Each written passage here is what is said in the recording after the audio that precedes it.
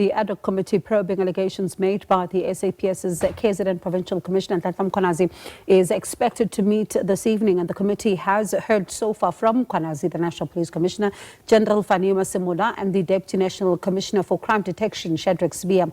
Let's find out then what this meeting tonight is all about. SABC News reporter Bulelani Phillip is following the proceedings. Bulelani, a very good evening to you, and thank you so much for your time. So, what can we expect from this meeting tonight, and what time does it start?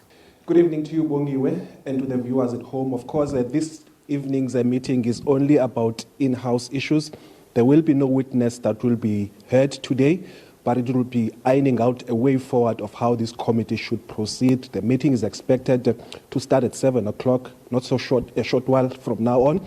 But I think one of the main issues that is expected to come out here, as we sit here today, the 15th of October till the 17th of October, that was the time that was put aside by the committee to ensure that all the oral evidence is actually heard, so that the committee could be able to begin drafting a report that will be tabled to the National Assembly by the end of this month. Of course, as things stand now, that is unlikely to happen. I do think that in this meeting of tonight, the committee will then maybe make a formal resolution that says that we need to ask for an extension to the office of the Speaker, so that we have an additional time to actually be able to hear other witnesses that are of interest to this committee. So those are one of the issues that I expect them to actually talk about tonight. And the second one I would think, though, is that in the last meeting of the Management Committee, they had identified about 34 people that they are interested in hearing. And I think we've heard in the past 2 weeks that there have been more people that have been mentioned.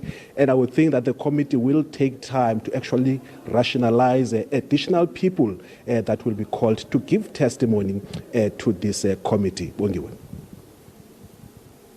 It's going to be important to then hear from these particular individuals, but also when it comes to the other issue, right, which the committee at some point when they were talking about their own housekeeping matters came up, and this is around some sensitive information. For example, last night when one was listening to the Deputy National Commissioner, he did say at some point that there is information that he needs to be guided on how then he can hand it over to the commission, because he can't just give information all willy-nilly. Are they likely to also talk about this particular aspect, because some of the evidence might be classified?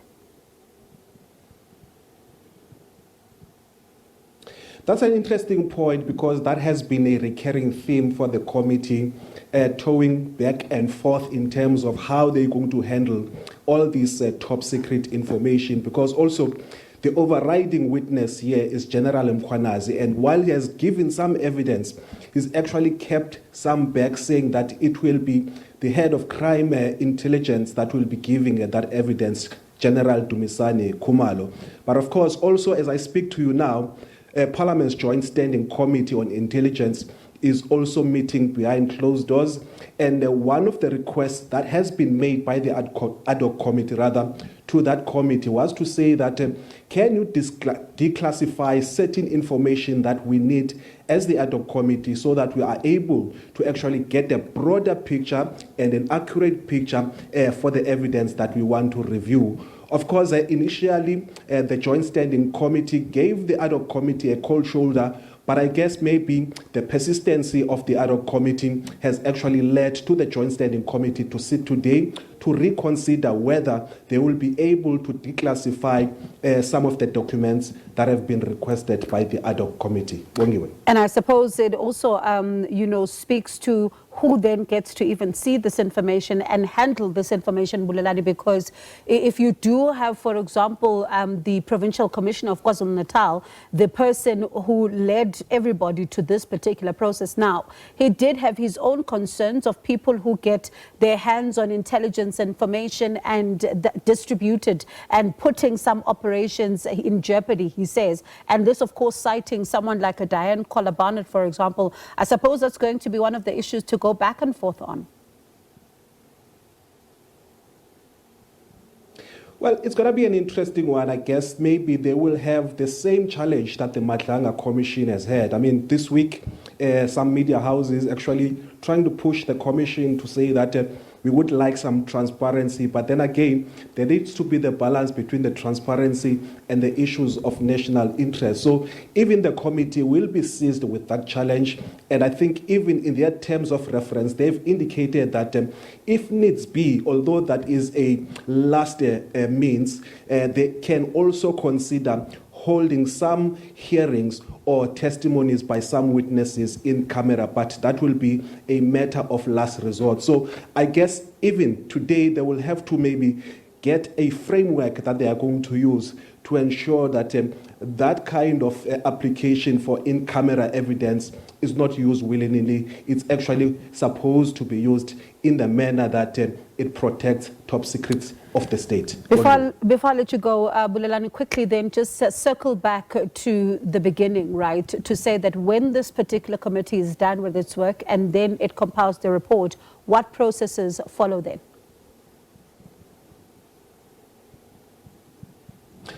Well, as I've indicated, I think it's unlikely that they're going to meet the deadline that has been put down or resolved to by the National Assembly, which was the end of this month. So the only logical thing that I would suspect will happen from here is that they would then have to apply to the office of the Speaker for an extension. Well, it will depend for how long or how much more time do they need so that they can be able to have a solidified report that is going to be fair and clear to the issues that have been raised there before the National Assembly as well as within the committee, so that in the end, any report that is adopted by the National Assembly is not taken on review because that it lacks certain things or it didn't consider certain evidence. So I would think that this process of asking for an extension is going to be the one that is actually going to lead us to understand when the committee is going to finish its work, when it intends to finalize its report,